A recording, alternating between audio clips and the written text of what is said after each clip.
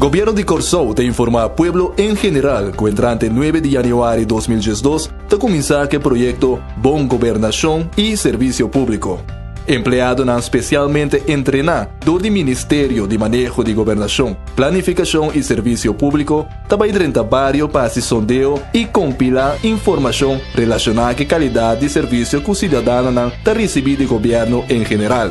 Resultado de sondeo aqui, lo sirve para controlar e direita qualidade de serviço que está dando habitante de nossa comunidade. Todo empleado que está autorizado para tomar parte na sondeo ou comunicar com o habitante do barrio, lo está devidamente uniformado, identificando na mês com badge de governo de Corsou. Cidadano de Corsou, a bota central. TPCI, Ministério de Manejo de Gobernação, Planificação e Serviço Público, está seguindo máximo esforço para servir nosso pueblo melhor.